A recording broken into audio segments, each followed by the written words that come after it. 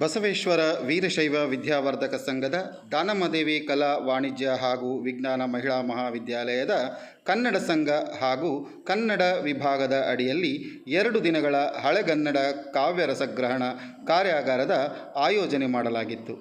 ಕಾರ್ಯಕ್ರಮದ ವೇದಿಕೆಯ ಮೇಲೆ ಲೋಕಾಪುರದ ಬಸವೇಶ್ವರ ಮಹಿಳಾ ಸ್ವತಂತ್ರ ಪದವಿ ಪೂರ್ವ ಕಾಲೇಜಿನ ಕನ್ನಡ ಉಪನ್ಯಾಸಕರಾದ ಡಾಕ್ಟರ್ ಚಂದ್ರಶೇಖರ್ ಮಹಾಸ್ವಾಮಿಗಳು, RMG ಪದವಿ ಪೂರ್ವ ವಿಭಾಗದ ಕನ್ನಡ ವಿಭಾಗದ ಮುಖ್ಯಸ್ಥರಾದ ಶ್ರೀ BK ಹಿರೇಮಠ್, ಸಂಯುಕ್ತ ಕರ್ನಾಟಕ ದಿನಪತ್ರಿಕೆಯ ಹಿರಿಯ ಪತ್ರಕರ್ತರಾದ ಶ್ರೀ ಸುಶೀಲೇಂದ್ರಾಚಾರ್ಯ ಕುಂದರಗಿ, ಕನ್ನಡ ಸಂಘದ ಕಾರ್ಯಾಧ್ಯಕ್ಷರಾದ ಪ್ರೊಫೆಸರ್ KL ಗುಡಿಮನಿ, ಕನ್ನಡ ವಿಭಾಗದ ಮುಖ್ಯಸ್ಥರಾದ ಪ್ರೊಫೆಸರ್ NN ಬಾರ್ಕೇರ್ ಹಾಗೂ IQSC ಸಂಯೋಜಕರಾದ ಪ್ರೊಫೆಸರ್ AN ಭಾಗ್ಯವಾಡಿ ಉಪಸ್ಥಿತರಿದ್ದರು. ಲೋಕಾಪುರದ ಬಸವೇಶ್ವರ ಮಹಿಳಾ ಸ್ವತಂತ್ರ ಪದವಿ ಪೂರ್ವ ಕಾಲೇಜಿನ ಕನ್ನಡ ಚಂದ್ರಶೇಖರ್ ಮಹಾಸ್ವಾಮಿಗಳು ಉದ್ಘಾಟಕರಾಗಿ ಆಗಮಿಸಿ ದೀಪ ಬೆಳಗಿಸುವುದರ ಮೂಲಕ ಕಾರ್ಯಕ್ರಮಕ್ಕೆ ಚಾಲನೆಯನ್ನು ನೀಡಿದರು.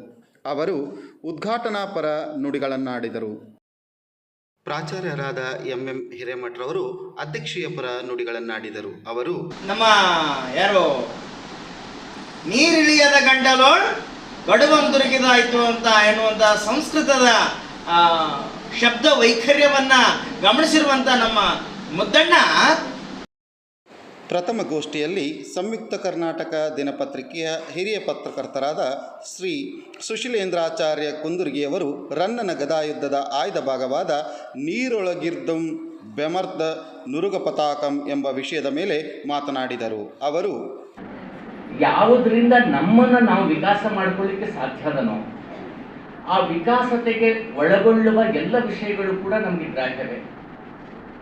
ನಾವು ನಾಳೆ ನೌಕರಿ ಹಿಡಿದ್ರಿ ಅಂತ ಉಪಜೀವನ ಅಂತ ಕರಿತೀವಿ. ಹೊಲದಿಂದ ಬರ್ತಕ್ಕಂಥ ಆದಾಯಕ್ಕೆ ಉಪಜೀವನ ಅಂತ ಕರಿತೀವಿ.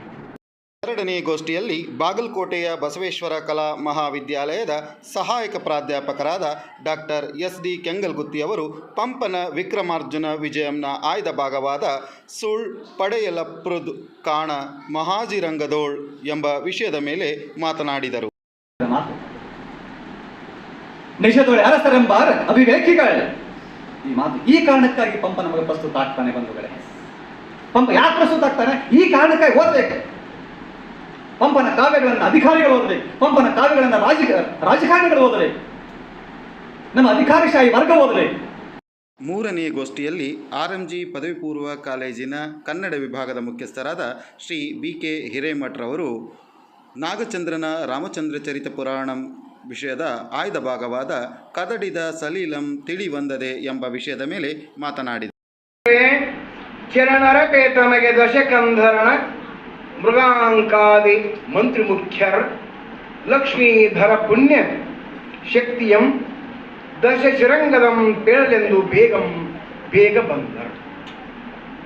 ಅರ್ಥವನ್ನ ಯಥಾ ಪ್ರಕಾರ ಮಾಡ್ಕೊಂತ ಹೋಗ್ಬಿಟ್ಟು ಅಲ್ಲಿ ಇನ್ನೊಂದು ಏನಾಗತ್ತ ಅಂದ್ರೆ ಅದರಲ್ಲಿ ಹಳೆಗನ್ನಡದಾಗ ಯಥಾ ಪ್ರಕಾರ ಮ್ಯಾಗಿರ್ತಕ್ಕಂಥ ವಾಕ್ಯಗಳನ್ನು ನಾವು ಹಂಗ ಲೈನ್ ಬೈ ಲೈನ್ ನೋಡ್ಕೊತ ಓದಿವಿ, ಅರ್ಥ ಆಗುವುದಿಲ್ಲ ಅದು. ಹೀಗೆ 2 ದಿನಗಳ ಕಾಲ ನಡೆದ ಹಳೆಗನ್ನಡ ಕಾವ್ಯ ರಸಗ್ರಹಣ ಕಾರ್ಯಾಗಾರವು ಅರ್ಥಪೂರ್ಣವಾಗಿ ಮುಕ್ತಾಯಗೊಂಡಿತು. ಕಾರ್ಯಕ್ರಮದ ಯಶಸ್ಸಿಗೆ ಕಾರಣರಾದ ಎಲ್ಲರಿಗೂ ಆಯೋಜಕರು ಧನ್ಯವಾದಗಳನ್ನು ಅರ್ಪಿಸಿದರು.